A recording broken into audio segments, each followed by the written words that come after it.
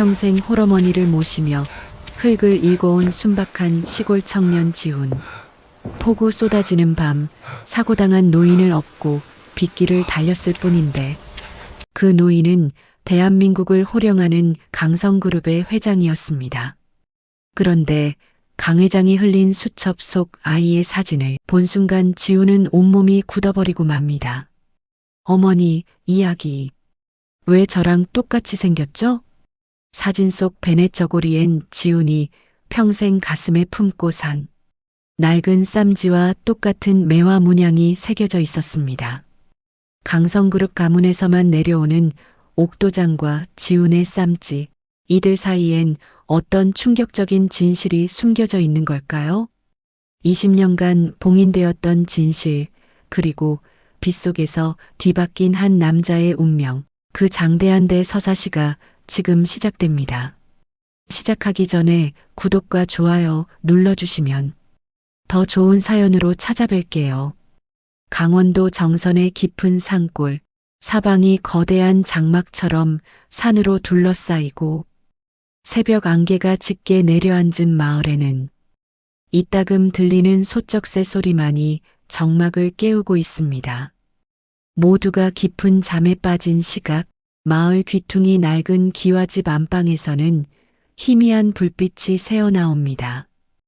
은서는 오늘도 삐걱거리는 문소리를 죽이며 장롱 깊숙한 곳에서 오동나무 상자를 꺼냈습니다.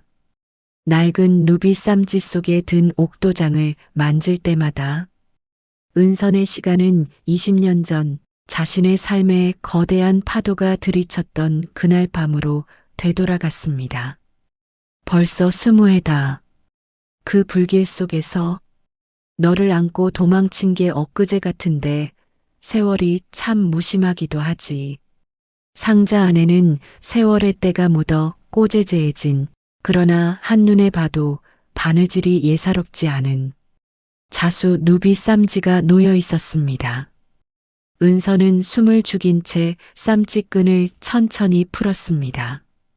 그 안에서 영롱한 옥빛을 내뿜으며 나타난 것은 묵직한 거북이 모양의 옥인장이었습니다.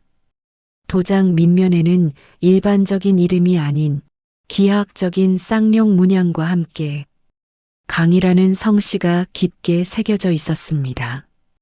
은서는 그 도장을 가슴에 꼭 품고 한참을 소리 없이 흐느끼며 말을 이었습니다. 지훈아, 내 강아지, 내 아들. 이 도장이 내 부모가 남긴 유일한 흔적인데 이 애미가 욕심이 많아 널 너무 오래 가두었구나. 이 귀한 게 내 주인을 찾아가면 그땐 정말 우리가 헤어져야 하는 거니. 아니지, 너는 내 아들이다. 내가 너를 어떻게 키웠는데. 은선의 머릿속에는 20년 전 그날의 처절한 기억이 파노라마처럼 스쳐 지나갔습니다. 당시 젊었던 은선에게는 눈에 넣어도 아프지 않을 어린 아들이 있었습니다. 하지만 남편을 일찍 여의고 홀로 아들을 키우던 은선에게 하늘은 너무나 가혹했습니다. 갑작스러운 사고로 아들을 먼저 보낸 날, 은선은 정신이 나간 채 죽은 아이의 옷가지를 가슴에 품고 비바람이 몰아치는 소나무 고개를 헤매고 있었습니다. 죽은 아이의 베넷 저고리를 품에 안고 텅 빈 눈으로 빗속을 걷던 그녀의 눈앞에 절벽 아래로 추락해 화염에 휩싸인 검은색 차량이 나타났습니다. 쏟아지는 폭우 속에서도 사그라지지 않는 불길, 그 아비규환의 현장에서 은선의 발길을 멈추게 한 것은 기적 같은 아기의 울음소리였습니다. 은선이 무언가에 홀린 듯 다가갔을 때 피투성이가 된 젊은 여인이 창밖으로 아기 바구니를 간절히 밀어내고 있었습니다. 뒤집힌 차 안에서는 매캐한 연기와 함께 시뻘건 불길이 치솟고 있었습니다. 은선이 본 것은 지옥 그 자체였습니다. 운전석의 남자는 이미 숨을 거두어 고개를 떨구고 있었고 조수석의 젊은 여인은 피투성이가 된 손으로 뒷좌석의 아기 바구니를 필사적으로 밀어내고 있었습니다. 여인은 마지막 숨을 몰아쉬며 은선과 눈이 마주쳤습니다. 여인의 눈동자에는 자신의 목숨보다 더 소중한 것을 구해달라는 처절하고도 숭고한 부탁이 담겨 있었습니다. 여인은 피 섞인 목소리로 간신히 애원했습니다. 살려주세요. 제발 우리 아기를. 은서는 아기의 맑은 눈망울을 보는 순간 말로 다할 수 없는 묘한 감정에 휩싸였습니다. 그것은 거부할 수 없는 운명적인 이끌림이었습니다. 그래, 네가 나를 살리러 왔구나. 은서는 그날 이후 정선으로 숨어들어 지훈의 진짜 운명을 가슴 깊은 곳에 묻고 오직 지훈의 어머니로서의 삶을 선택했습니다. 하지만 20년이 지난 지금도 은서는 매일 밤 진실이라는 이름의 폭풍이 불어와 자신의 평온을 깰까 두려운 또 하나의 지옥 속에서 살고 있었습니다. 20년의 세월이 흐르는 동안 지훈은 정선의 척박한 땅을 일구며 은선을 유일한 하늘이자 생명의 뿌리인 어머니로 믿고 건실하게 성장했습니다. 아버지는 자신이 태어나기도 전에 사고로 돌아가셨다는 어머니의 말을 단 한 번도 의심한 적이 없었습니다. 지훈에게 어머니 은서는 자신을 위해 청춘을 다 바치고 손마디가 굵어지고 등이 굽어버릴 정도로 밭일을 하며 자신을 키워낸 세상에서 가장 위대하고 가슴 아픈 존재였습니다. 지훈은 또래 친구들이 도시로 나가 화려한 성공을 꿈꿀 때도 묵묵히 정선에 남아 흙을 만졌습니다. 엄마, 서울 가면 돈은 더 벌지 몰라도 엄마랑 떨어져서 무슨 재미로 살아요. 나는 여기서 엄마랑 같이 맛있는 거 먹고 밭 일구면서 사는 게 제일 행복해요. 지훈의 건장한 체격과 정직한 땀방울은 어느덧 정선 마을에서 칭찬이 자자한 1등 신랑감 청년으로 그를 자라나게 했습니다. 고된 밭일을 마치고 돌아온 저녁, 지훈은 마당 가마솥에 따뜻한 물을 데워 어머니의 거친 발을 닦아주며 말했습니다. 엄마, 이제는 나 힘 좋으니까 힘든 일은 내가 다 할게요. 나 이 다음에 꼭 성공해서 엄마 고생한 거 다 보상해 줄게. 우리 엄마 손이 왜 이렇게 거칠어졌어? 나한테는 엄마가 이 세상에서 가장 소중한 보물이야. 지훈이 웃으며 건네는 따뜻한 말 한마디는 은선의 심장에 뭉클한 감동과 동시에 묵직한 바위덩이를 올려놓는 듯한 죄책감을 안겨주었습니다. 지훈이 장성할수록 20년 전 그 불길 속에서 보았던 기품 넘치는 죽은 남자의 얼굴이 지훈의 얼굴 위로 선명하게 겹쳐 보였기 때문입니다. 은서는 지훈이 유명해지거나 세상 밖으로 나가는 것이 두려워. 늘 조용히 살아라. 남들 눈에 띄지 마라. 그게 복이다라며 강박적으로 당부했습니다. 지훈은 그것을 자신을 향한 어머니의 극진한 사랑과 걱정이라 믿었지만 은선에게는 매 순간이 진실이라는 이름의 바람이 불어와 자신의 평온한 가짜 낙원을 무너뜨릴까 두려운 가시방석이었습니다. 대한민국 재계의 거인 강성그룹의 강중만 회장은 20년 전 아들 내외를 잃었던 정선의 소나무 고개를 다시 찾았습니다.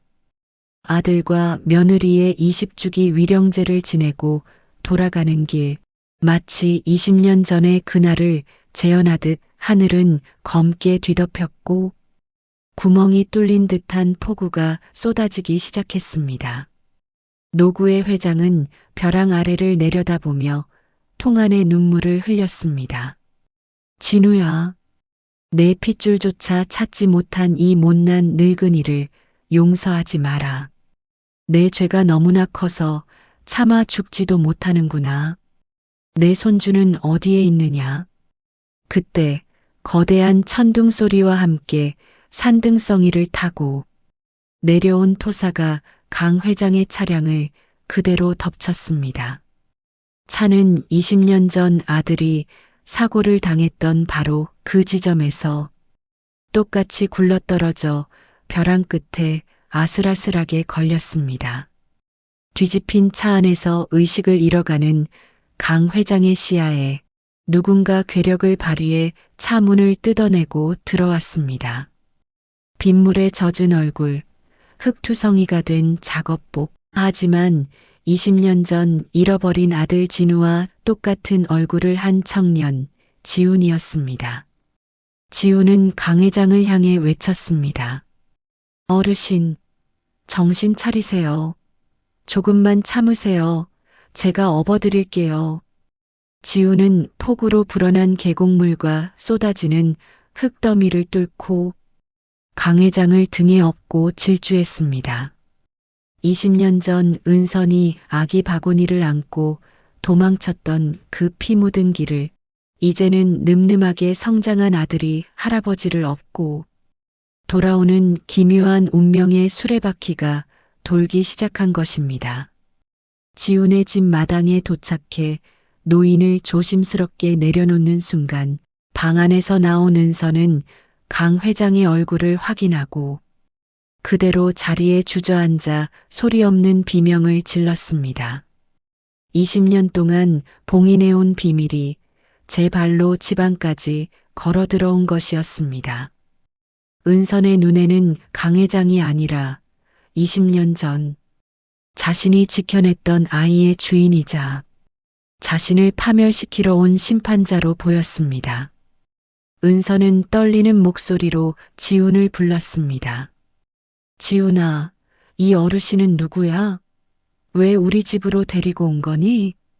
길가에 차가 빠져서 쓰러져 계셨어요. 일단 어머니, 마른 옷 좀 가져다 주세요. 몸이 너무 차요. 지훈이 젖은 옷을 갈아입히기 위해 강 회장을 부축하던 순간 주머니에서 낡은 누비 쌈지 하나가 바닥으로 툭 떨어졌습니다. 20년 전 그날 피가 묻은 채 아기의 품에 있던 바로 그 쌈지였습니다. 지훈이 주우려 했지만 고통 속에 눈을 뜬 강 회장의 시선이 먼저 쌈지에 닿았습니다. 강 회장은 떨리는 손으로 쌈지를 가리키며 갈라진 목소리로 물었습니다. 저 쌈지, 자네가 저걸 어디서? 지훈은 당황하며 대답했습니다. 예, 이건 우리 엄마가 제 베넷 저고리랑 같이 간직하시던 유품입니다. 어르신, 혹시 이걸 아시나요? 강 회장은 쌈지에 수놓아진 독특한 매화 문양을 보고 전율했습니다. 그것은 자신의 아내가 아들을 위해 직접 수놓았던 세상에 단 하나뿐인 가문의 상징이었기 때문입니다. 강 회장이 쌈지를 잡으려 힘겹게 손을 뻗는 찰나 마당에 급정거하는 차 소리와 함께 오 실장과 경호원들이 들이닥쳤습니다. 오 실장은 지훈을 거칠게 밀쳐내며 강 회장의 상태를 살핀 뒤 으름장을 놓았습니다. 회장님, 괜찮으십니까? 이놈들은 뭐야? 감히 회장님 몸에 손을 대?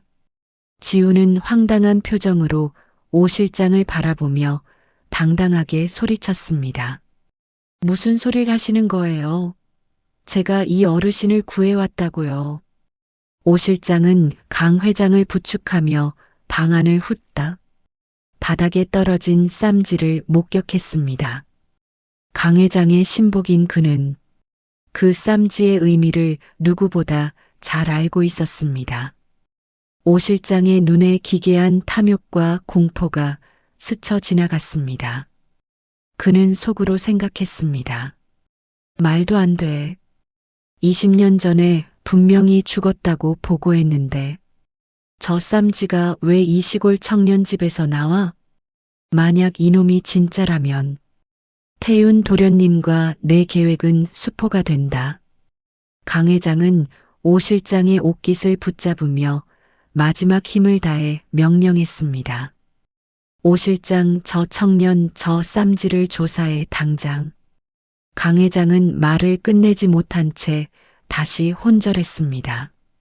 오 실장은 지훈을 매서운 눈초리로 노려보며 휴대폰을 꺼내 강성그룹의 차기 후계자인 태윤에게 비밀리에 보고했습니다.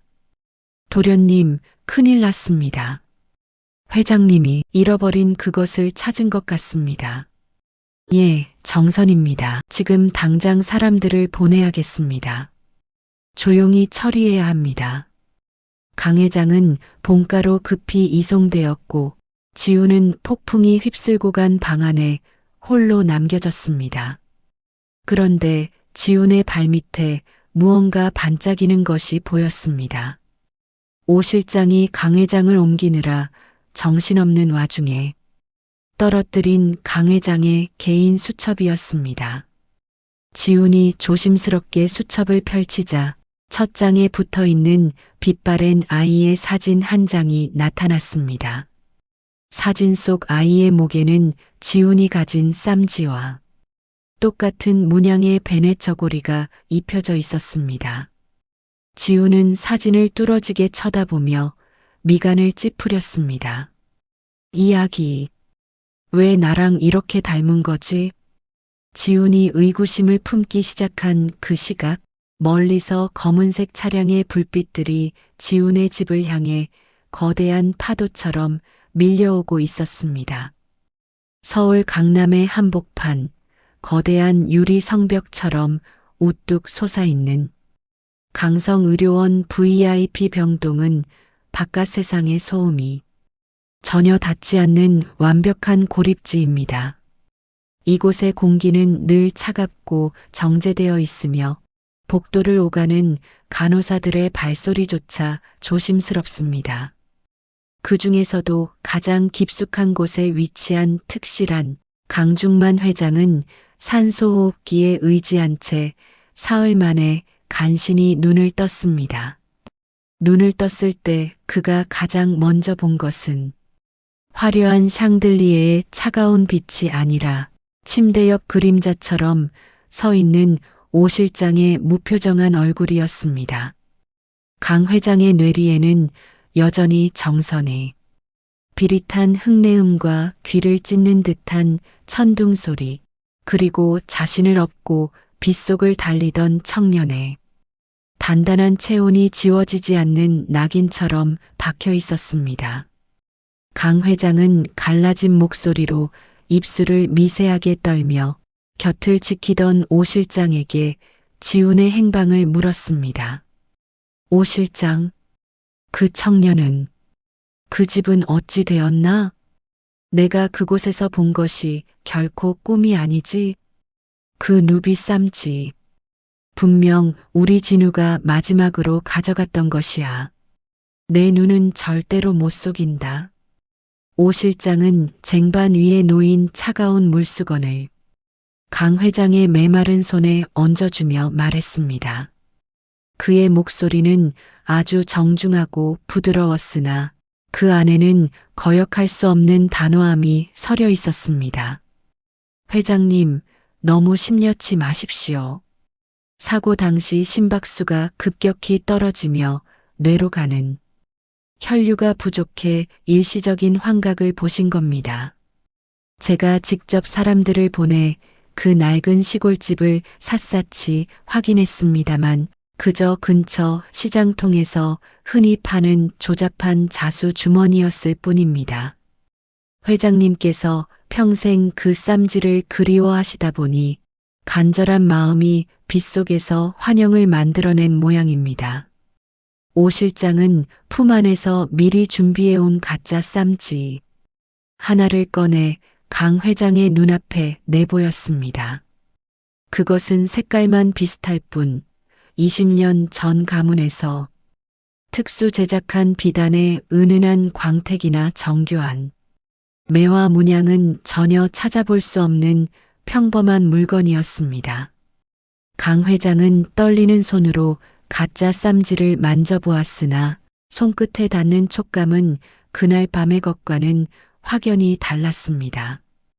20년을 자식처럼 믿고 부려온 신복의 눈빛에 흔들림이 없자 기력이 다한 노 회장은 깊은 한숨을 내쉬며 다시 눈을 감았습니다.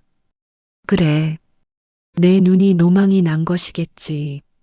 하지만 오 실장, 그 청년의 이름이 지훈이라고 했던가. 그 아이의 맑은 눈망울이 자꾸만 눈앞에 밟히는구나. 마치 진우가 살아 돌아와 나를 부르는 것만 같아서 가슴이 저리네. 강 회장은 겉으로는 오 실장의 말을 수긍하는 척했으나 오 실장이 병실 문을 닫고 나가는 소리가 들리자마자 베개 밑으로 힘겹게 손등을 집어넣었습니다. 그곳에는 자신이 평생 품고 살아온 거북이 옥인장에 반쪽이 든 비단 주머니가 숨겨져 있었습니다. 평생을 전쟁터 같은 재계에서 살아남은 노회한 제왕의 직감은 오 실장의 정교하게 설계된 거짓말보다 더 강렬하게 요동치며 진실을 향해 소리치고 있었습니다. 폭풍우가 지나간 뒤 정선의 공기는 투명할 정도로 맑았지만 지훈의 집 마당은 살벌한 냉기로 가득 찼습니다. 새벽부터 검은색 대형 세단 세 대가 좁은 마을길을 헤치고 들어와 지훈의 집 마당을 무단으로 점령했습니다. 선글라스를 낀 장정들은 지훈이 정성껏 가꿔놓은 배추 모종들을 군화발로 사정없이 짓밟으며 집안 구석구석을 뒤지기 시작했습니다. 장독대가 깨지고 창호지 문이 찢어지는 소리가 고요한 산골 마을에 울려 퍼졌습니다. 밭에서 일하다 급히 달려온 지훈은 이 광경을 목격하고 분노를 터뜨리며 그들의 앞을 가로막았습니다. 이게 지금 무슨 짓들입니까? 당신들 누구야? 여기가 어디라고 함부로 들어와서 남의 집을 이 꼴로 만드는 거냐고. 지훈의 외침에도 불구하고 장정들은 말 한마디 없이 달려들어 그의 팔을 뒤로 꺾었습니다. 흙 묻은 작업복 차림의 지훈은 바닥에 무릎을 꿇린 채 고통 속에 신음했습니다. 그때 물이 사이를 가르고 비단처럼 매끄러운 남색 수트를 입은 젊은 남자 태윤이 등장했습니다. 그는 지훈의 초라한 행색을 경멸하듯 훑어내리며 신발에 묻은 흙을 털어내듯 구두 끝으로 지훈의 손등을 지그시 밟으며 말했습니다. 야, 내가 우리 회장님 구해줬다고 동네방네 떠들면서 영웅 놀이 좀 했다며? 근데 말이야, 촌놈아. 주제를 알아야지. 남의 귀한 물건에 손을 댔으면 그만큼 대가를 치러야 하는 거 아냐? 안 그래? 지훈이 억울함에 악을 쓰며 반항하자 태윤은 지훈의 멱살을 거칠게 잡아채며 그의 얼굴, 가까이 자신의 얼굴을 들이밀고 차갑게 쏘아붙였습니다. 입 닥쳐. 회장님 차에서 사라진 가문의 유물, 누비 쌈지랑 그 안에 든 도장 어디 숨겼어? 좋은 말로 할 때 순순히 내놓으면 내 놈이랑 저기 방구석에서 오줌이나 지리고 있는 네 엄마 목숨은 붙여주마. 어때? 합리적인 거래지? 그때 소란을 듣고 방에서 나온 어머니 은서는 하얗게 질린 입술로 기어가 태윤의 다리를 붙잡고 애원하며 말했습니다. 우리 지훈이는 정말 아무것도 모릅니다. 내가 다 잘못했어요. 제발 우리 애 좀 놔주세요. 저 아이는 그저 농사밖에 모르는 착한 애란 말입니다. 태윤은 그런 은선의 턱을 구두 끝으로 치켜들며 비릿하고 잔인한 미소를 지었습니다. 아줌마 눈을 보니까 뭘 좀 아는 모양이네. 20년 전에 세상에서 사라졌어야 할 게 왜 아직 이 집에 남아 있는지 나중에 아주 천천히 설명해 보시지. 그 전까지는 이 아들놈이 고생 좀 할 거야. 태윤 일당이 집을 쑥대밭으로 만들고 떠난 뒤 마당에는 정적 속에 깨진 옹기 조각들만 굴러다녔습니다. 피투성이가 된 얼굴로 지우는 떨고 있는 어머니 은선을 부축해 방 안으로 들였습니다.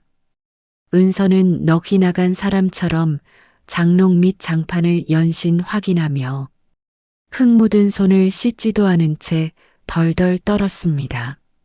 지우는 아까 현장에서 주었던 강 회장의 비서가 흘리고 간 수첩 속 아이 사진을 꺼내 어머니 앞에 가만히 내려놓으며 물었습니다. 엄마, 이 사진 속 아기 좀 보세요. 나랑 너무 닮았잖아요. 저 사람들이 왜 우리 같은 시골 사람들한테 이 난리를 치는 건지 이제는 말씀해 주세요. 나 정말 엄마 아들 맞아요? 나 사실 어디서 온 사람이에요? 은서는 대답 대신 벽을 향해 돌아 누우며 마른 어깨를 들썩였습니다. 지우는 평생 자신을 위해 헌신하며 손등이 거북이 등껍질처럼 갈라지도록 고생한 어머니의 야윈 등을 보며 가슴이 미어지는 통증을 느꼈습니다. 은서는 절박한 목소리로 지훈의 손을 꽉 쥐고 간절하게 대답했습니다. 지훈아, 너는 내 아들이다. 누가 뭐래도 내가 배 아파 낳은 자식보다 더 귀하게 키운 내 강아지야. 저 사람들은 악마들이야. 너를 데려가서 죽이려고 하는 거라고. 그러니까 아무것도 믿지 마라. 제발 나랑 여기서 조용히 농사 지으면서 살자. 응? 은선의 눈에는 광기에 가까운 공포와 뒤틀린 사랑이 뒤섞여 있었습니다. 20년 전 불타는 차 안에서 아이를 꺼냈을 때 느꼈던 그 지독한 유혹, 지훈을 살린 것이 자신이라는 오만이 그녀를 지탱하는 유일한 힘이자 평생의 죄악이었습니다. 지훈은 어머니의 눈에서 평생 본 적 없는 처절한 비밀의 흔적을 읽으며 동시에 자신의 존재가 이 산골의 흙에서 시작된 것이 아닐지도 모른다는 거대한 의구심에 휩싸여 밤잠을 설쳤습니다. 서울 강성그룹 본사의 어두컴컴한 집무실에서 태우는 오 실장과 마주 앉아 얼음이 담긴 위스키를 들이켰습니다. 정선에서 빈손으로 돌아온 태우는 기분이 몹시 언짢은 듯 잔을 바닥에 내던지며 분노를 표출했습니다. 그 아줌마가 보통이 아니야. 도저히 입을 안 열어. 오 실장, 유전자 검사 지시 내렸다며? 회장님이 직접 사람이라도 붙이면 어쩔 거야? 오 실장은 안경을 천천히 고쳤으며 차가운 얼음 같은 목소리로 대답했습니다. 이미 보건소 데이터는 우리 사람들을 통해 조작해 두었습니다. 하지만 회장님이 개인적으로 사설업체를 부른다면 위험합니다.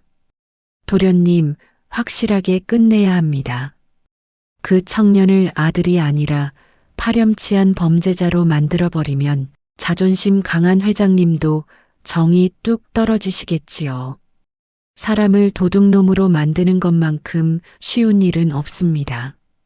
태유는 그 제안이 아주 마음에 든다는 듯 비열한 웃음을 지으며 오 실장의 어깨를 두드렸습니다. 오 실장은 즉시 실행에 옮겼습니다. 그는 강 회장이 평소 목숨처럼 아끼던 골동품 시계와 거액의 현금 뭉치를 빼돌려 지훈의 낡은 트럭 조수석 및 시트 깊숙한 곳에 숨기도록 사람을 매수했습니다. 그리고는 마을 경찰서에 익명으로 전화를 걸어 은혜를 베푸는 척 접근한 청년이 회장님의 갑오와 비자금을 훔쳐 달아났다는 허위 제보를 넣으며 촘촘한 덫을 완성했습니다. 그날 밤 정선의 산골은 칠흑 같은 어둠과 소름 돋는 정적에 잠겼습니다. 지우는 마당 평상에 앉아 밤하늘을 응시하며 깊은 생각에 잠겼습니다. 어머니의 비정상적인 반응, 사진 속 아이의 얼굴, 그리고 저들이 그토록 찾아내려는 물건. 모든 것이 톱니바퀴처럼 맞물려 자신을 압박해오는 기분이었습니다. 지우는 참을 수 없는 호기심과 불안감에 어머니가 잠든 것을 확인하고 조심스럽게 안방으로 들어가 장롱 깊숙한 곳을 뒤졌습니다. 손끝에 차갑고 단단한 나무 상자의 질감이 느껴졌습니다. 상자를 꺼내 끈을 풀고 뚜껑을 열려는 찰나 어둠 속에서 누군가의 손이 지훈의 손목을 부러뜨릴 듯 강하게 낚아챘습니다. 잠든 줄 알았던 은선이었습니다. 열지 마라. 지훈아, 이걸 여는 순간 너랑 나는 더 이상 엄마와 아들로 살 수 없어. 평생을 나무로 보며 원망하고 살 텐데 그래도 열어야겠니? 지훈이 당황하며 어머니를 설득하려 할 때 밖에서 거친 엔진 소리와 함께 경찰차의 날카로운 사이렌 소리가 고요한 마을을 뒤흔들었습니다. 마당으로 나가보니 경찰관들과 함께 강태윤이 비웃는 표정으로 여유롭게 서 있었습니다. 경찰이 지훈의 트럭을 샅샅이 뒤지자 미리 숨겨둔 명품 시계와 돈다발이 쏟아져 나왔습니다. 마을 사람들은 자다가 깨어나 이 광경을 보고 지훈이가 저럴 줄 몰랐다. 은혜를 원수로 갚는 것도 정도가 있지라며 손가락질을 하기 시작했습니다. 은서는 경찰의 바짓가랑이를 붙잡고 바닥을 뒹굴며 울부짖었습니다. 아니에요. 그거 내가 훔친 거예요. 우리 지훈이는 아무것도 모르는 일이란 말이에요. 내가 욕심이 나서 그런 거니 나를 잡아가세요. 하지만 차가운 쇳덩이 수갑은 이미 지훈의 손목을 사정없이 파고들고 있었습니다. 태윤은 지훈에게 다가가 귀에 대고 비릿하게 속삭였습니다. 이제 알겠냐? 힘없는 놈들이 진실을 찾으려고 하면 어떻게 되는지. 너는 오늘부터 모두가 손가락질하는 파렴치한 도둑놈이야. 강성그룹 손자? 그런 꿈은 무덤 속에서나 꾸라고. 멀어지는 경찰차 뒷유리로 흙바닥에 주저앉아 가슴을 쥐어뜯으며 오열하는 어머니의 처절한 모습이 보였습니다.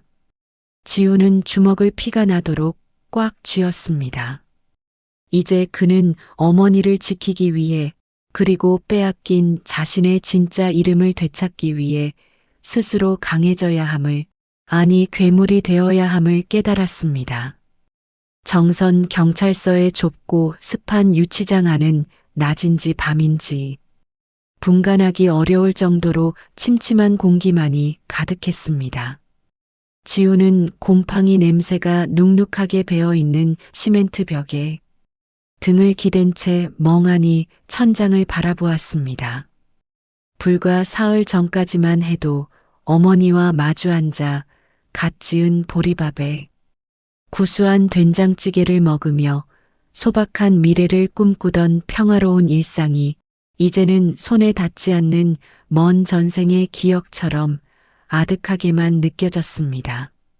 쇠창살 틈새로 비집고 들어오는 차가운 달빛조차 그에게는 죄를 묻는 채찍질처럼 서늘하게만 느껴졌습니다. 지훈은 자신의 손목에 선명하게 남은 붉은 수갑 자국을 내려다보았습니다. 평생 흙을 만지고 씨앗을 심으며 정직하게 살아온 그의 두 손이 한순간에 파렴치한 절도범의 손으로 낙인 찍힌 현실이 도저히 믿기지 않았습니다. 억울함이 목 끝까지 차올라 소리라도 지르고 싶었지만 그럴수록 돌아오는 것은 차가운 정적과 자신을 비웃는 듯한 옆방 잡범들의 야유뿐이었습니다. 지우는 가슴속에서 타오르는 분노를 억누르며 주먹을 꽉 쥐었습니다. 내가 훔치지 않았어. 누군가 나를 함정에 빠뜨린 거야. 그때 면회실의 뿌연 유리병 너머로 헬쑥해진 어머니 은선의 얼굴이 나타났습니다. 은선은 며칠 사이에 10년은 더 늙어버린 듯한 모습으로 떨리는 손을 유리벽에 가져다 대며 지훈에게 간절한 목소리로 말했습니다. 그녀의 눈가에는 닦아내지 못한 눈물 자국이 마른 논바닥처럼 갈라져 있었습니다. 지훈아, 내 아들아. 이 못난 애미가 정말 미안하다. 내가 너를 이 지옥 같은 곳에 있게 만들었어. 조금만 참아. 내가 어떻게든 그 서울 회장님이라는 분을 다시 만나서 빌고 또 빌 거야. 우리 지훈이는 절대로 남의 물건에 손을 댈 아이가 아니라고, 이게 다 내 잘못이라고, 차라리 나를 잡아가라고 말할 거야. 그러니 제발 기운 잃지 말고 있어. 엄마 몸도 성치 않으신데 왜 자꾸 여기까지 오세요? 저 정말 괜찮아요. 경찰서 밥도 먹을 만해요. 제가 훔치지 않았다는 거 하늘이 알고 땅이 알아요. 그러니까 제발 울지 마세요. 엄마가 울면 저 정말 여기서 심장이 터져버릴 것 같아요. 어서 집에 가서 쉬세요, 제발. 하지만 유치장 밖의 현실은 지훈의 간절한 희망과는 정반대의 방향으로 흘러가고 있었습니다. 평생을 한 동네 이웃으로 지내며 지훈을 세상 천지에 저런 효자가 없다며 칭송하던 마을 사람들은 이미 싸늘하게 등을 돌린 상태였습니다. 경찰서 주변에는 역시 피는 못 속인다더니 근본 없는 애를 거두어 키우니 결국 도둑질이나 가르친 꼴이다. 은혜를 베푼 회장님 시계를 훔치다니 인간의 탈을 쓰고 어찌 그럴 수 있냐 같은 독한 수군거림이 가득했습니다. 시장 골목을 지나던 은선에게 누군가 재수 없다며 소금을 뿌리고 멸시를 퍼부었지만 은선은 그 모든 수치를 묵묵히 견뎌냈습니다. 그녀는 오직 품 안의 누비 쌈지를 더욱 깊숙이 숨긴 채 아들을 살릴 수 있는 마지막 희망을 품고 서울행 첫차에 몸을 실었습니다. 서울 강남 한복판, 하늘을 찌를 듯 솟아있는 강성그룹 본사 건물 앞입니다. 거대한 유리 성벽처럼 우뚝 선 건물 앞에 은선은 초라한 보따리 하나를 가슴에 품은 채 망연자실하게 서 있었습니다. 화려한 수트를 입은 세련된 직장인들이 무채색의 물결처럼 바쁘게 오가는 사이에서 흙 묻은 고무신을 신고 빛바랜 옷매무새를 한 시골 여인의 모습은 섬처럼 고립되어 보였습니다. 은선은 낯선 빌딩 숲의 소음과 차가운 공기에 몸을 떨면서도 오직 아들을 생각하며 건물 정문의 보안 요원에게 다가갔습니다. 저기요, 젊은이. 나 여기 회장님 좀 꼭 만나야 해요. 정선 산골에서 쌈지를 가지고 왔다고 하면 회장님께서 아실 거예요. 우리 아들이, 우리 지훈이가 도둑질할 애가 아니라고, 이게 다 무서운 오해라고 꼭 말씀드려야 해요. 제발 한 번만, 딱 한 번만 들여보내주세요. 내 목숨을 걸고 하는 말이에요, 제발. 보안 요원은 불쾌한 기색을 숨기지 않으며 은선의 마른 손을 거칠게 뿌리쳤습니다. 그는 마치 더러운 것이라도 닿은 듯 자신의 소매를 털어내며 차갑게 쏘아붙였습니다. 아주머니, 여기 이런 식으로 막무가내로 찾아오는 분들 하루에도 수십 명입니다. 회장님이 아무나 만나주시는 한가한 분인 줄 아세요? 자꾸 이러시면 영업 방해로 경찰 부릅니다. 어서 좋은 말할 때 나가세요. 남의 직장 앞에서 뭐 하는 짓입니까? 은서는 바닥에 엎드러진 채로도 보따리를 놓지 않았습니다. 길바닥에 아스팔트 열기가 그녀의 야윈 살갗을 태우는 듯 했지만 그녀는 물러서지 않았습니다. 그때 검은색 세단에서 내리던 태윤이 이 광경을 발견하고 비릿한 미소를 지으며 다가왔습니다. 그는 수백만 원을 호가하는 명품 구두 끝으로 은선의 보따리를 툭툭 건드리며 조롱하듯 말했습니다. 그의 눈빛에는 인간에 대한 최소한의 예의조차 찾아볼 수 없었습니다. 어이구, 아주머니. 여기까지 찾아오다니 정성이 아주 지극하시네. 근데 어쩌나 우리 할아버지는 지금 당신 같은 사기꾼들 얼굴은 떠올리기도 싫어하시는데 그 쌈지 그냥 나한테 좋게 주지 그래요? 그럼 내가 특별히 자비를 베풀어서 아들놈 형량이라도 좀 깎아줄지 누가 알아? 안 그래?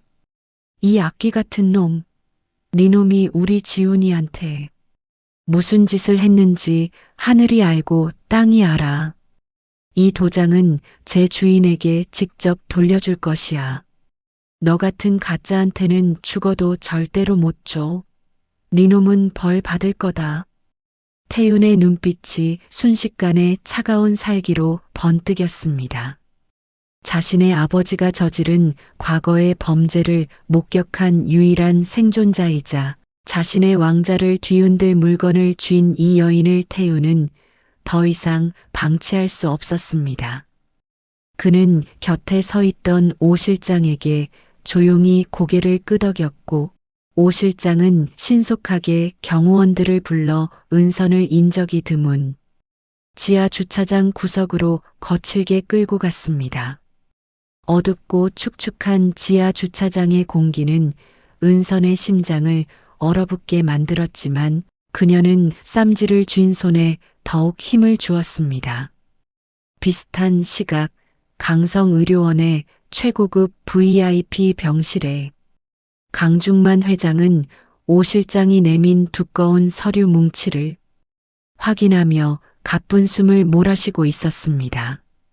서류에는 지훈의 조작된 소년원 기록과 과거 절도 행적들이 정교하게 날조되어 있었고 지훈의 낡은 트럭에서 발견된 명품 시계와 거액의 현금 뭉치 사진들이 결정적인 증거로 첨부되어 있었습니다. 오 실장은 짐짓 안타까운 표정을 지으며 강 회장의 눈치를 살피며 낮은 목소리로 보고했습니다. 회장님, 정말 유감스러운 결과가 나왔습니다. 그 시골 청년 처음부터 회장님의 신분을 정확히 알고 의도적으로 접근한 사기꾼으로 밝혀졌습니다. 정선 현지에서도 이미 여러 차례 문제를 일으킨 전력이 있더군요. 저 박은선이라는 여인도 젊은 시절 부유층 집안에 식모살이를 하며 귀중품을 훔치다 쫓겨난 전과가 확인되었습니다. 유전자 검사 역시 제가 3차례나 교차 검증을 지시했지만 안타깝게도 결과는 불일치였습니다. 모든 것이 계획된 사기극입니다. 강 회장은 서류를 병실 바닥에 내동댕이 치며 호통을 쳤습니다. 그의 눈에는 아직 흐려지지 않은 통찰력이 번뜩였습니다. 말도 안 돼. 내 눈은 절대로 못 속인다. 나를 업고 빗속을 달리던 그 아이의 단단한 어깨와 그 정직한 눈빛은 절대로 이런 추악한 흉계를 꾸밀 아이가 아니었단 말이다. 오 실장, 내 놈이 지금 나를 속이려 드는 거 아니냐? 강 회장의 불호령에도 오 실장은 눈 하나 깜짝하지 않고 더욱 침착하게 대응하며 말했습니다. 그의 목소리는 차가운 기계처럼 무감각했습니다. 회장님, 지금은 사고의 충격과 손주에 대한 그리움이 이성을 앞서고 계신 겁니다. 20년 전 그 끔찍한 사고에서 살아남은 사람은 단 한 명도 없었다는 것을 누구보다 잘 아시지 않습니까? 저들은 오직 회장님의 약해진 마음을 이용해 거액의 합의금을 챙기려 한 범죄자들에 불과합니다. 이제 그만 미련을 버리시고 기력을 회복하는 데만 전념하십시오. 그것이 강성그룹을 지키는 길입니다. 강 회장은 가슴을 움켜쥐고 침대 등받이에 힘겹게 몸을 기댔습니다. 머리로는 오 실장의 냉정하고 논리적인 보고를 믿어야 했지만 가슴 한구석에서는 여전히 빗속에서 자신을 구하던 지훈의 거친 숨소리가 들리는 듯 했습니다. 강 회장은 오 실장이 나가는 것을 확인한 뒤 비밀리에 자신의 개인 자산 관리인이자 평생의 동지인 최 변호사를 불러 낮은 목소리로 엄중하게 명령했습니다. 최 변호사, 이 나라에서 내가 믿을 사람은 자네뿐이네. 아무도 모르게 조용히 정선으로 내려가 보게. 그 청년 지훈과 박은선이라는 여인의 뒷조사를 처음부터 다시 해줘. 오 실장이 가져온 조작된 종이 조각이 아닌 자네의 두 눈으로 직접 확인한 진실을 내 앞에 가져오게. 내 인생 마지막 부탁이네. 한편 강성그룹 본사 지하 창고의 차가운 시멘트 바닥 위입니다. 태유는 의자에 묶여있는 박은선 앞에 다리를 꼬고 앉아 유유히 담배를 피우고 있었습니다. 은선은 입술이 터지고 머리카락이 헝클어진 처참한 몰골이었지만 품 안의 누비쌈지만큼은 뼈가 하얗게 드러날 정도로 세게 쥐고 놓지 않았습니다. 태유는 매캐한 담배 연기를 은선의 얼굴에 뿜으며 잔인하게 쏘아붙였습니다. 아줌마, 이제 그만 고집 피우고 내놓으시지. 그 도장 없이도 나 후계자 되는데 아무 지장 없어. 근데 말이야, 이게 자꾸 내 눈앞에 거절거리니까 짜증이 나서 그래. 저기 유치장에 있는 아들놈, 평생 감방에서 썩게 만들고 싶어? 아니면 지금 여기서 손가락이라도 하나 부러뜨려줘야 정신을 차릴 거야? 선택은 아줌마가 해. 너 같은 악마는 절대로 이 도장의 주인이 될 수 없어. 이 도장은 정직하게 땀 흘려 일하는 사람, 남의 아픔을 제 아픔처럼 아는 사람만이 가질 수 있는 거다. 우리 지훈이가 이 나라의 주인이 되어 니놈 앞에 서는 날이 반드시 올 거다. 니놈은 그때 벌벌 떨며 용서를 구하게 될 거야. 죽어도 못 줘. 분노한 태윤이 은선의 뺨을 내리치려던 찰나 오 실장이 급하게 지하실로 들어와 태윤의 팔을 붙잡으며 제지했습니다. 오 실장의 얼굴에는 평소와 다른 긴박함이 서려 있었습니다. 도련님, 멈추십시오. 회장님이 최 변호사를 직접 움직였습니다. 지금 최 변호사가 정선에서 지훈의 행적을 조사하기 시작했다는 보고가 들어왔습니다. 이 여자를 여기서 더 건드려서 흔적을 남기면 일이 걷잡을 수 없이 커집니다. 일단 장소를 옮겨야 합니다. 태유는 씩씩거리며 손을 내렸습니다. 최 변호사가 그 노인네가 왜 갑자기 노망이라도 난 거야? 오 실장, 당장 사람 풀어서 최 변호사 가는 길 방해해. 그리고 이 여자는 아무도 모르는 외곽의 사설 요양원에 처박아 버려. 절대 죽이지는 말고 정신 나간 사람으로 만들어서 평생 밖으로 못 나오게 약물이라도 써서 처리해. 흔적도 없이 사라지게 하란 말이야. 은서는 경호원들에게 거칠게 끌려가면서도 마지막 남은 힘을 다해 지훈의 이름을 불렀습니다. 지훈아, 내 아들아, 이 애미 걱정하지 마. 정의는 반드시 살아있어. 옥도장을 지켜야 한다. 지하실에 무겁고 차가운 철문이 닫히고 은선의 절규는 어두운 공간 속으로 흩어지며 메아리 쳤습니다. 태유는 바닥에 떨어진 옥도장의 장식용 수술 하나를 구두로 짓밟으며 비열한 승리의 미소를 지었습니다. 하지만 그가 모르는 사실이 하나 있었습니다.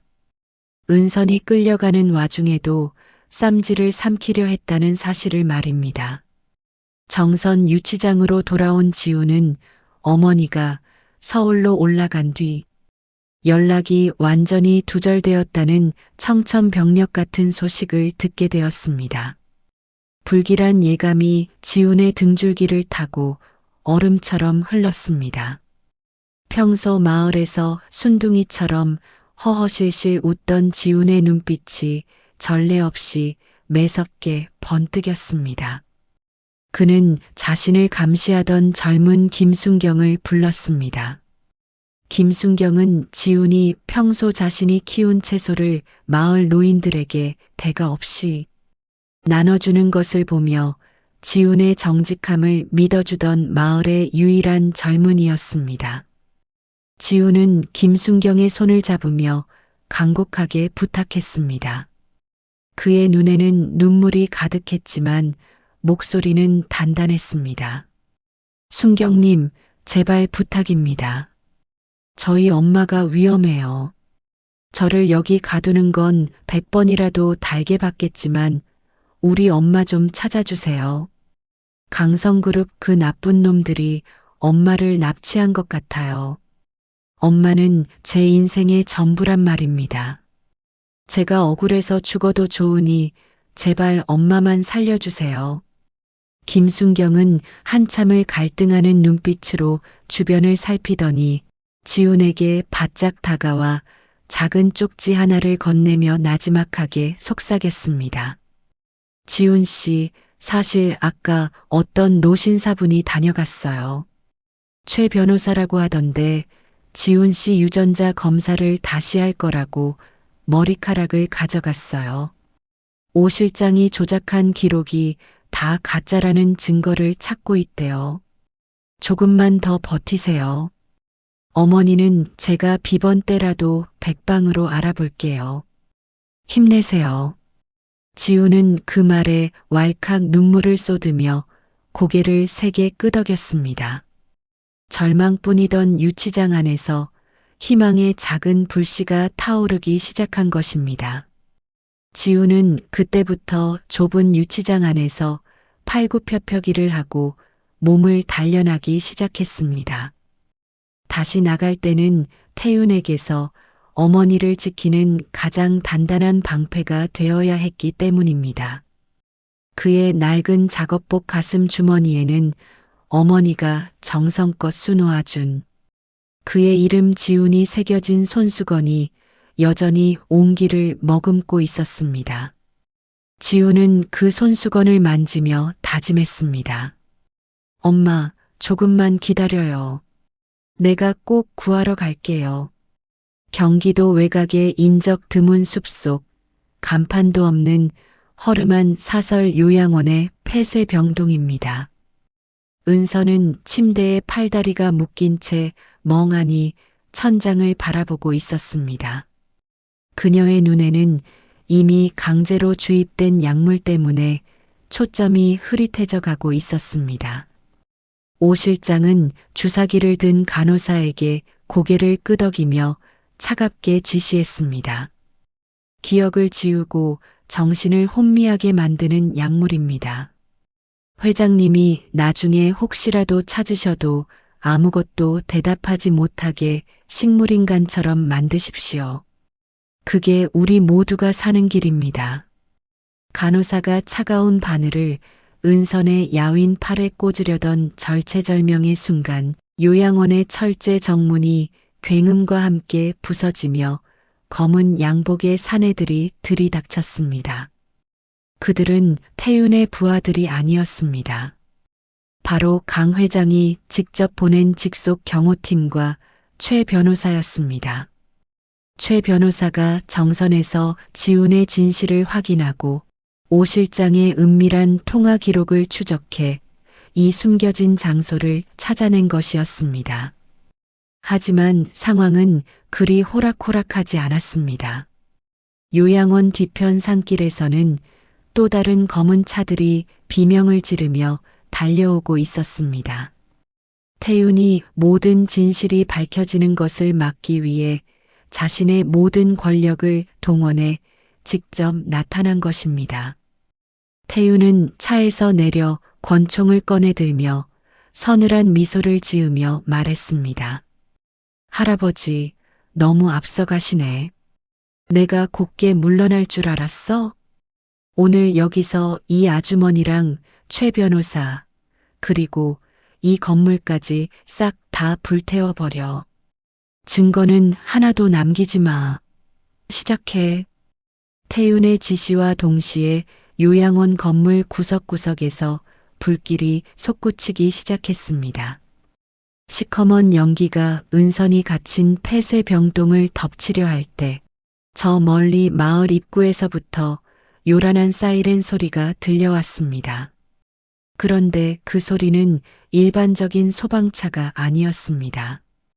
바로 김순경과 최 변호사의 도움으로 유치장에서 탈출한 지훈이 직접 마을에 낡은 소방 트럭을 몰고 미친 듯이 달려오는 소리였습니다. 간판조차 제대로 달지 못한 사설 요양원은 이제 이 세상에 풍경이 아닌 거대한 불지옥의 중심이 되어 있었습니다. 붉은 혓바닥을 연신 날카롭게 내밀며 치솟는 불길은 낡은 목조, 건물의 뼈대를 으드득 소리내며 씹어 삼키고 있었고 기괴한 파열음이 사방에서 폭죽처럼 터져나왔습니다.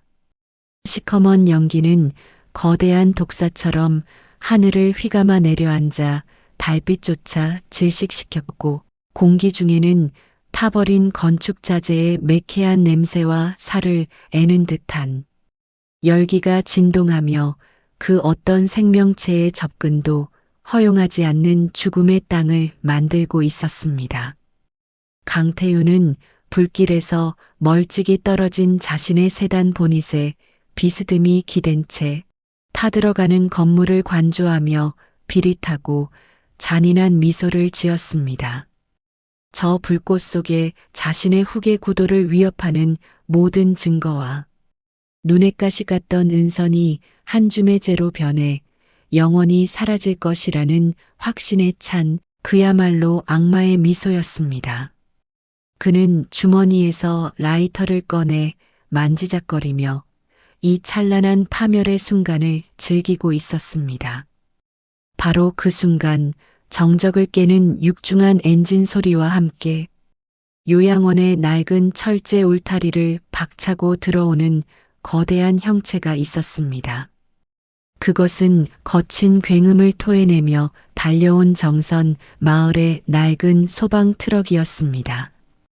트럭이 채 멈추기도 전에 운전석 문을 박차고 뛰어내린 것은 유치장에서 단숨에 이곳까지 달려온 지훈이었습니다. 지훈은 방화복은커녕 땀에 젖은 얇은 면 티셔츠 한 장에 근처 도랑에서 급하게 적신 거적 하나만을 머리에 뒤집어 쓴 채였습니다. 그는 불길이 폭포수처럼 쏟아지는 폐쇄병동을 향해 단 한순간의 망설임도 없이 몸을 날렸습니다. 뒤따라온 최 변호사와 강 회장의 선발 경호팀이 위험하다며 제발 멈추라며 비명을 지르듯 소리쳤지만 지훈의 귀에는 아무것도 들리지 않았습니다. 오직 저 불길 속 어딘가에서 산소 부족으로 허덕이며 자신을 부르고 있을 어머니 은선의 애처로운 목소리만이 지훈의 심장을 사정없이 때리는 유일한 이정표였습니다. 지우는 연기를 한 움큼 들이마시며 찢어지는 목소리로 외쳤습니다. 엄마, 엄마 어디 있어요? 조금만 더 참으세요. 제발 살아만 있어 주세요. 지훈의 외침은 화염이 폭발하는 소리에 묻혀 허공으로 흩어졌지만 그의 발걸음은 단 한 번도 주춤거리지 않았습니다. 지붕에서 떨어진 불붙은 목재가 어깨를 스치며 살타는 냄새가 났지만 그는 고통조차 느끼지 못한 채 불길의 아가리 속으로 달려들어갔습니다. 지훈의 눈에는 이제 공포가 아닌 사랑하는 이를 지키겠다는 야수와 같은 일념만이 불타오르고 있었습니다. 지훈은 무너져 내리는 불붙은 대들보를 간발의 차로 피하며 2층 폐쇄병동 복도로 뛰어 올라갔습니다. 사방은 이미 자욱한 흑연과 산소 부족으로 시야가 전혀 확보되지 않았습니다. 뜨거운 열기에 지훈의 눈썹은 순식간에 타들어갔고 노출된 양팔의 피부에는 시뻘건 화상 자국이 돋아나며 참기 힘든 통증이 전신을 엄습했습니다. 하지만 지훈은 벽을 더듬고 뜨거운 바닥을 기어서라도 나아갔습니다. 지훈은 마음속으로 빌고 또 빌었습니다. 제발, 제발 우리 엄마를 살려주세요. 내가 누구 아들이든 상관없어요. 어머니 없이는 나도 못 산단 말입니다. 마침내 쇠창살이 촘촘하게 박힌 402호 병실 앞에 도착했을 때 지훈의 눈에 비친 것은 연기에 질식해 바닥에 쓰러진 은선이었습니다.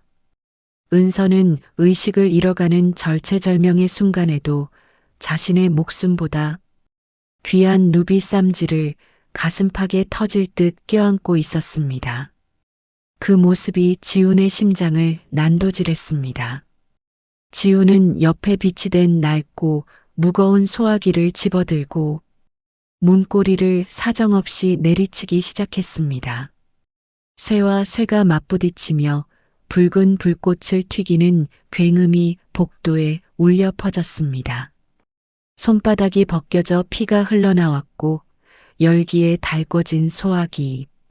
손잡이가 지훈의 손바닥을 태웠지만 그는 멈추지 않았습니다.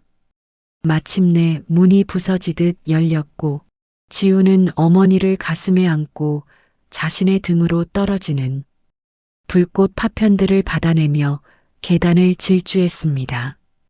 건물 뒤편이 거대한 굉음과 함께 주저앉으며 먼지 구름이 일었을 때 지훈은 은선을 들쳐업고 지옥 같은 화염의 아가리에서 기적적으로 튕겨져 나왔습니다. 잔디밭에 어머니를 내려놓은 지훈은 그녀의 검게 그을린 얼굴을 옷매무새로 닦아내며 목 놓아 울부짖었습니다. 엄마, 정신 좀 차려보세요. 아들 왔어요. 엄마. 은서는 미세하게 손가락을 움직이며 서서히 눈을 떴습니다. 그녀는 연기 때문에 침침해진 눈으로 지훈의 얼굴을 확인하자마자 떨리는 손으로 품속에 숨겼던 누비 쌈지를 꺼내 지훈의 손에 억지로 쥐어주었습니다.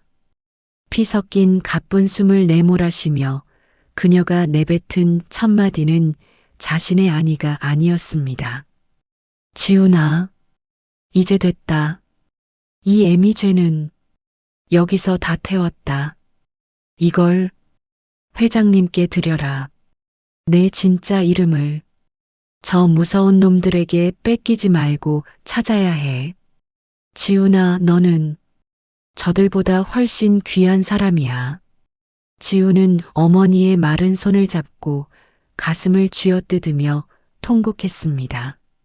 핏줄보다 무서운 것은 20년간 지훈을 지켜온 이 가냘픈 여인의 지독한 사랑이었습니다. 지훈은 결심했습니다. 이 쌈지가, 이 도장이 자신과 어머니를 갈라놓는 저주가 아니라 어머니의 명예를 회복시켜줄 유일한 무기가 되게 하겠노라고. 지훈이 어머니를 업고 잔디밭 위로 쓰러지듯 엎어졌을 때 요양원 마당은 이미 아수라장이었습니다. 태윤의 지시를 받은 해결사들과 뒤늦게 도착한 강 회장의 본진 경호팀이 뒤엉켜 거친 육탄전을 벌이고 있었고 멀리 산 아래에서부터 소방차의 날카로운 사이렌 소리가 밤 공기를 갈기갈기 찢으며 다가오고 있었습니다. 그때 헬기를 타고 현장에 긴급 도착한 강중만 회장이 최 변호사와 경호원들의 부축을 받으며 절룩거리는 걸음으로 다가왔습니다. 강 회장은 처참하게 그을린 지훈의 몰골과 바닥에 쓰러진 채 숨을 헐떡이는 은선을 보며 무너져 내렸습니다. 지훈은 강 회장 앞에 무릎을 꿇고 피와 먼지로 얼룩진 누비쌈지 속에 든 거북이 옥인장을 꺼내 양손으로 높이 받들어 올렸습니다. 지훈의 목소리는 울음과 연기에 섞여 쇳소리처럼 거칠게 갈라져 있었습니다. 회장님, 저희 엄마가 목숨을 걸고 제 인생을 걸고 지킨 물건입니다. 제 이름이 누구든 제가 사기꾼이든 도둑놈이든 다 상관없습니다. 하지만 이 도장만큼은 저희 부모님이 돌아가시며 제 손에 쥐어주신 유일한 흔적이라고 하셨습니다. 제발, 제발 이 도장이 진짜인지 한 번만 확인해 주십시오. 우리 어머니의 명예를 걸고 부탁드립니다. 강 회장은 떨리는 손으로 자신의 안주머니 깊숙한 곳에서 20년간 단 한 번도 몸에서 떼어놓지 않았던 찢어진 심장 조각과도 같은 옥인장의 반쪽을 꺼냈습니다. 주변의 소음이 일시에 사라진 듯한 정적 속에서 두 조각의 옥이 서로의 존재를 알아본 듯 자석처럼 이끌렸습니다. 딸깍 하는 경쾌하고도 묵직한 소리와 함께 도장 내부의 정교한 금속 기계 장치가 맞물렸습니다. 그러자 도장 밑면에 비어있던 쌍용 문양이 완벽하게 하나로 합쳐지며 달빛 아래 찬란한 옥빛을 내뿜었습니다. 그것은 20년 전 강 회장이 아들 진우의 탄생을 기념하여 당대 최고의 인장장인에게 특별히 주문 제작했던 이 세상에 단 하나뿐인 강성가의 합인이었습니다. 강 회장은 합쳐진 도장을 바닥에 떨어뜨릴 듯 손을 떨며 하늘을 향해 짐승처럼 통곡했습니다. 아이고, 아들아, 내 아들 진우야.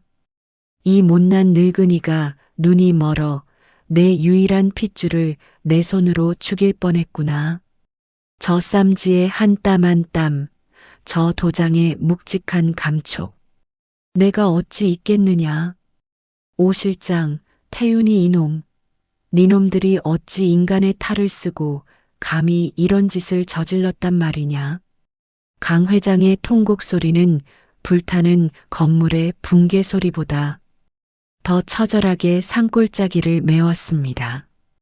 지우는 그제야 자신이 평생 짊어졌던 정체 모를 무거운 짐이 내려놓아지는 것을 느끼며 강 회장의 발치에 정신을 잃고 쓰러졌습니다.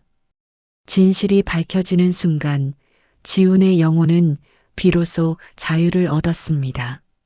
모든 추악한 진실이 백일하에 드러나는 찰나 태윤은 완전히 이성을 잃고 품 안에서 권총을 꺼내 들었습니다.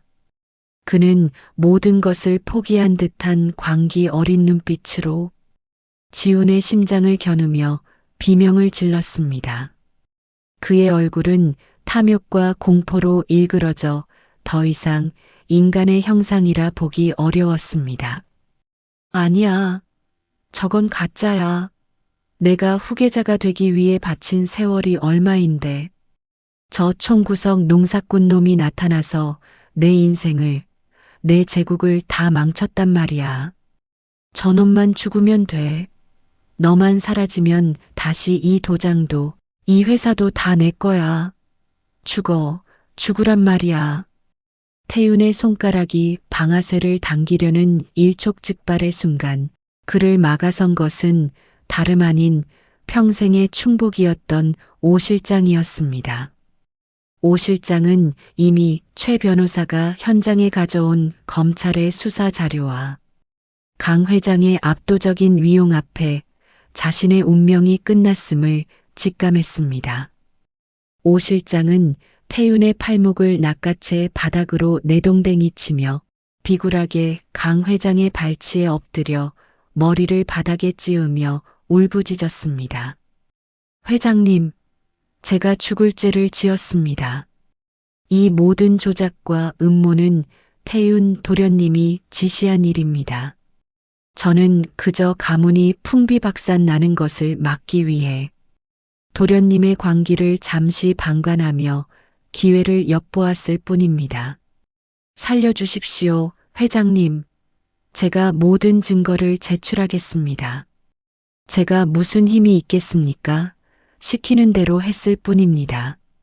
강 회장은 오 실장의 비겁한 얼굴을 차갑고 멸시하는 눈빛으로 내려다보며 그를 향해 가래침을 뱉었습니다.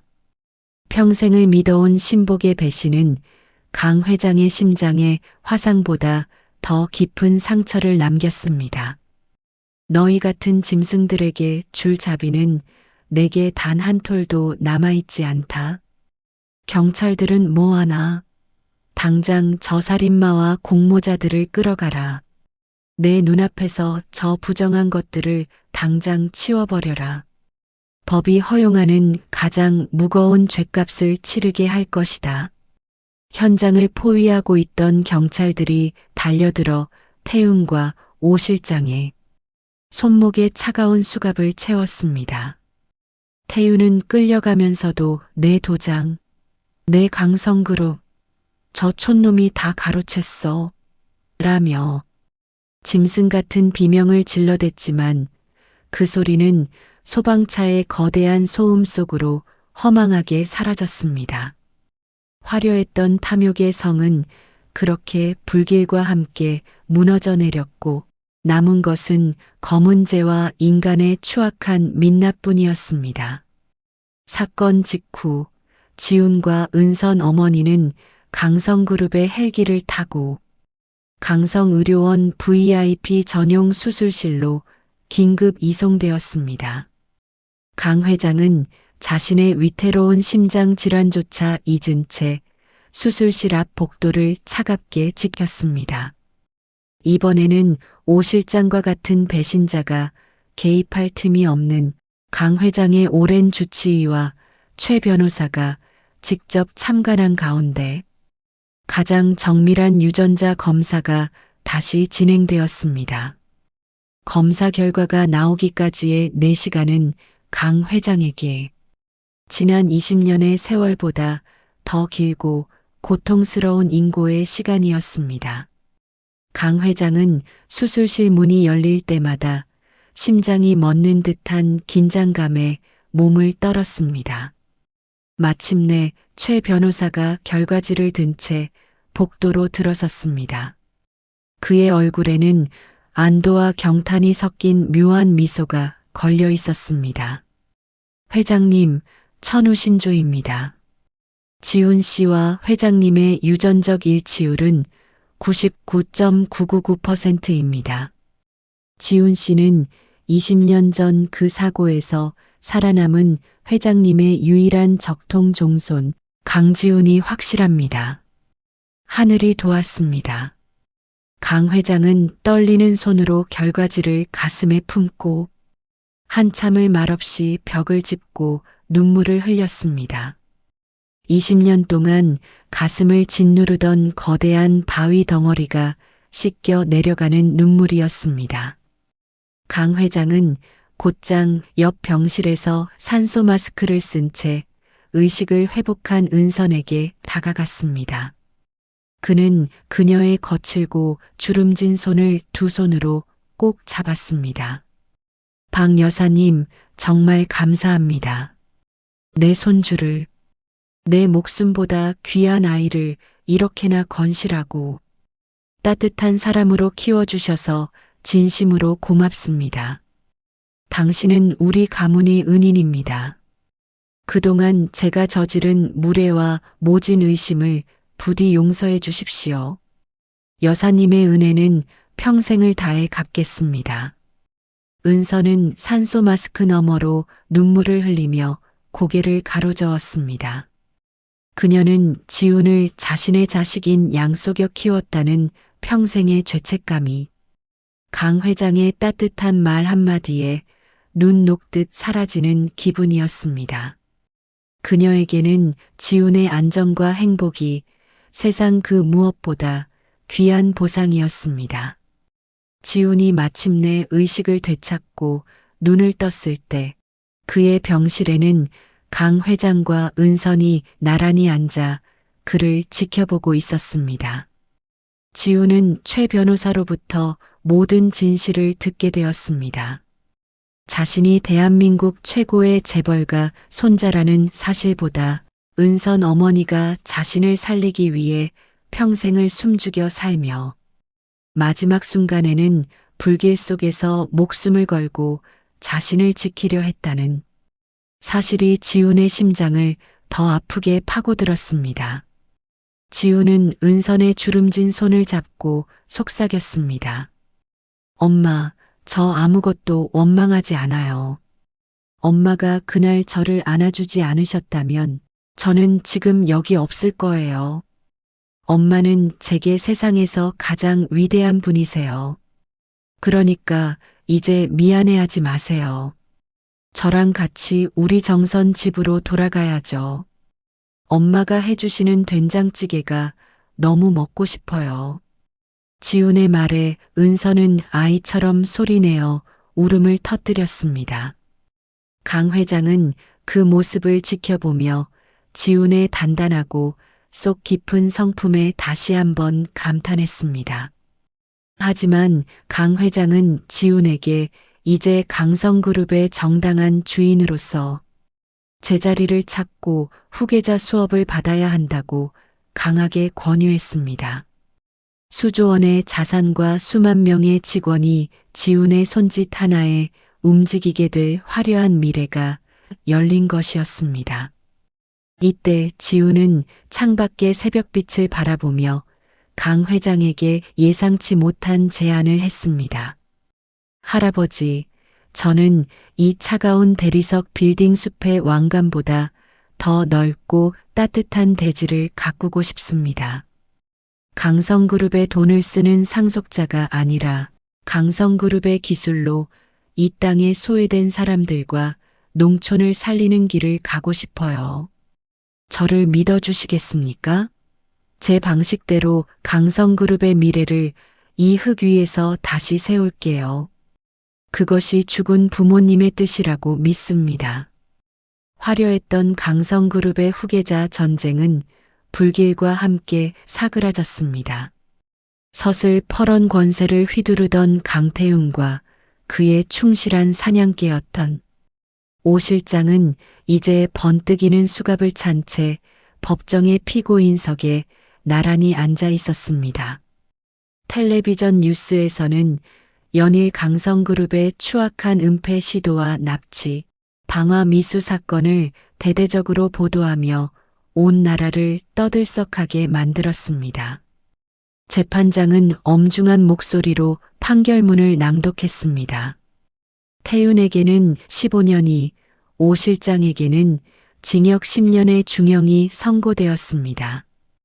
태윤은 판결이 내려지는 순간에도 자신의 잘못을 뉘우치기는커녕 방청석에 앉아있는 지훈을 향해 핏대를 세우며 저주를 퍼부었습니다. 니놈이 내 자리를 뺏은 거야. 그 도장은 내 거란 말이다.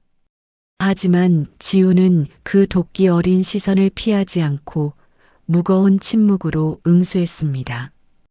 그것은 승자의 여유가 아니라 비뚤어진 욕망이 낳은 참혹한 결말에 대한 슬픈 애도였습니다. 태윤과 오 실장이 교도소 호송차에 올라타는 모습이 화면에 비칠 때 정선 마을 사람들은 마을 회관에 모여 박수를 쳤습니다. 아이고, 지훈이를 그렇게 괴롭히더니 천벌을 받았네. 역시 사람은 착하게 살아야 해. 마을 입구에는 지훈의 귀환을 환영하는 플래카드가 걸렸고 지훈을 도둑놈이라 손가락질하던 사람들은 미안함에 고개를 숙였습니다. 지훈은 그 모든 비난과 칭송을 담담하게 받아들였습니다. 그에게 중요한 것은 법의 심판보다 병상에서 회복 중인 어머니 은선의 미소였기 때문입니다. 강성의료원 VIP 병동의 창밖으로는 어느새 따스한 봄볕이 내리쬐고 있었습니다. 화마의 상처를 딛고 기적적으로 회복한 은선은 이제 스스로 몸을 일으켜 창밖을 내다볼 수 있을 정도로 기력을 되찾았습니다. 그녀의 옆에는 이제 강지훈이라는 본명을 되찾은 지훈이 늘 곁을 지키며 어머니의 거친 손을 정성스레 주물러드리고 있었습니다. 강중만 회장은 매일 아침 병실을 찾아와 은선의 손을 잡고 미안함을 전했습니다. 강 회장은 자신이 누려온 부와 명예가 얼마나 덧없는 것인지, 그리고 은선이 20년 동안 지훈에게 쏟은 사랑이 얼마나 위대한 것인지를 뼈저리게 느끼고 있었습니다. 어느 날 오후 은선은 강 회장에게 조심스럽게 입을 열었습니다. 회장님, 지훈이를 이제 데려가세요. 저 아이는 이 넓은 세상에서 더 크게 쓰여야 할 아이입니다. 제가 욕심 때문에 너무 오래 잡아두었어요. 강 회장은 인자한 미소를 지으며 은선의 손등을 다독였습니다. 박 여사님, 무슨 말씀을요? 지훈이는 여사님의 아들이기도 합니다. 우리 지훈이가 그러더군요. 어머니 없는 서울집은 빈 껍데기일 뿐이라고요. 이제 우리가 한 가족이 되어 지훈이의 앞날을 지켜봐 줍시다. 두 노인의 눈에 따뜻한 눈물이 고였습니다. 20년 전의 사고는 비극이었지만 그 비극을 사랑으로 덮어온 은선의 세월은 이제 강성그룹이라는 거대한 가문의 뿌리가 되어 있었습니다. 지훈은 두 어른의 손을 겹쳐 잡으며 속삭였습니다. 엄마, 할아버지, 이제 우리 헤어지지 말아요. 제가 두 분 다 모시고 살게요. 병실 안에는 소독약 냄새 대신 은은한 봄꽃 향기가 가득 찼습니다. 강중만 회장은 지훈에게 강성그룹의 총괄 부회장 자리를 제안하며 경영 일선에 나설 것을 권유했습니다. 수만 명의 직원을 거느리고 국가 경제를 좌지우지할 수 있는 막강한 권력이 지훈의 손앞에 놓였습니다. 하지만 지훈은 화려한 집무실 대신 다시 정선의 흙탕물 묻은 장화를 선택했습니다. 그는 강 회장에게 자신의 포부를 담은 기획안 한 권을 내밀었습니다. 그것은 강성 스마트 농업 공동체 프로젝트였습니다. 할아버지, 저는 빌딩 숲에서 숫자를 계산하는 경영자보다 대지 위에서 생명을 가꾸는 농부가 더 체질에 맞습니다. 강성그룹의 첨단 기술을 소외된 농촌과 노인들에게 나누고 싶습니다. 돈을 버는 기업을 넘어 사람을 살리는 기업을 만들겠습니다. 지훈의 눈빛은 확신에 차 있었습니다.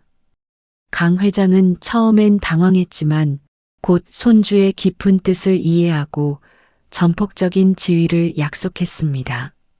지훈은 강성그룹의 막대한 자본과 최첨단 IT 기술을 투입해 정선 마을 전체를 세계 최고의 스마트 농업 단지로 탈바꿈시키기 시작했습니다. 무너져가던 시골 마을에 젊은 연구원들이 돌아오고 홀로 계시던 어르신들이 로봇의 도움을 받아 농사를 지으며 건강한 노후를 보내는 기적이 일어났습니다. 지우는 직접 트랙터를 몰고 밭을 일구며 그 위에서 강성그룹의 새로운 미래를 설계했습니다. 그것은 자본의 논리가 아닌 상생의 논리로 세워진 진정한 왕국이었습니다. 1년 뒤 정선의 넓은 대지 위에서는 특별한 행사가 열렸습니다. 강성그룹 창립 기념식이자 지훈이 추진한 스마트팜 단지의 완공식이었습니다. 수많은 취재진과 정재계 인사들이 모인 가운데 지훈은 깔끔한 작업복 대신 깔끔한 수트 차림으로 단상에 올랐습니다.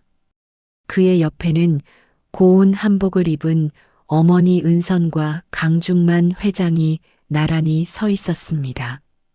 지훈은 품 안에서 이제는 하나로 합쳐진 거북이 옥인장을 꺼내 보였습니다.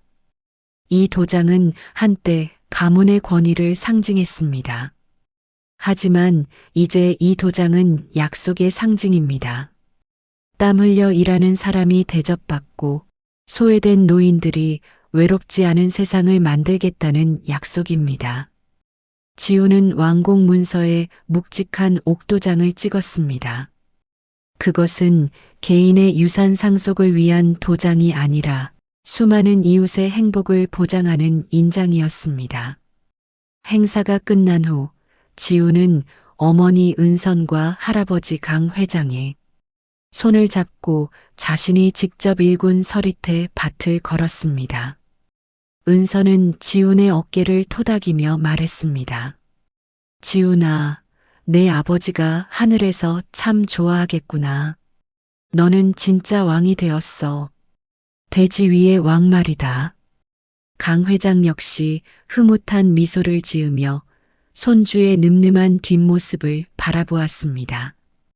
바람에 실려오는 흙내음은 그 어떤 향수보다 향긋했습니다. 저녁 노을이 정선의 산마루를 붉게 물들릴 때 세 사람은 낡았지만 새로 단장한 기와집 툇마루에 앉아 저녁을 먹었습니다.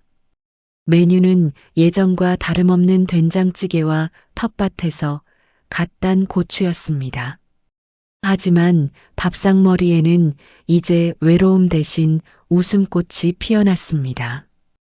강 회장은 시골의 소박한 밥상이 서울의 산의 진미보다 맛있다며 밥 한 그릇을 뚝딱 비웠습니다. 은서는 그런 강 회장을 보며 회장님, 반찬 좀 더 드릴까요? 라며 정답게 말을 건넸습니다. 지훈은 어머니의 무릎에 머리를 가만히 뉘었습니다. 평생 남의 자식을 키운다는 불안함에 잠 못 이루던 은선의 손길은 이제 한없이 평온했습니다. 지훈은 가슴 주머니에 든 옥도장의 촉감을 느끼며 다짐했습니다. 이 도장이 상징하는 가문의 역사를 흙의 정직함과 결합하여 더 아름답게 꽃피우겠노라고 말입니다. 20년 전의 비극은 그렇게 위대한 사랑의 서사시로 승화되어 마침표를 찍었습니다. 정선의 밤하늘에는 유난히 밝은 별들이 지훈이네 집 위를 따뜻하게 수놓고 있었습니다. 지훈의 나직한 목소리가 들려옵니다. 엄마, 저 지금 너무 행복해요. 오늘 우리는 한 청년의 기적 같은 이야기를 함께 지켜보았습니다. 가난한 농부인 줄 알았던 청년이 사실은 백만장자에 잃어버린 손주였다는 사실보다 더 감동적인 것은 그가 얻은 화려한 왕관을 내려놓고 다시 흙을 택했다는 점 아닐까요? 인생의 진정한 보물은 화려한 금은보화 속에 숨겨진 것이 아닙니다. 비바람 치는 날에도 내 곁을 지켜준 사람의 따뜻한 손길, 그리고 내가 흘린 정직한 땀방울이 스며든 대지 속에 있습니다. 여러분의 인생에도 오늘 지훈이가 발견한 옥도장처럼 변치 않는 진심과 사랑의 기적이 늘 함께 하시길 기원합니다. 긴 시간 함께 해주셔서 고맙습니다. 오늘 밤 여러분의 가정도 지훈이네 밥상처럼 따뜻한 온기로 가득하시길 바랍니다.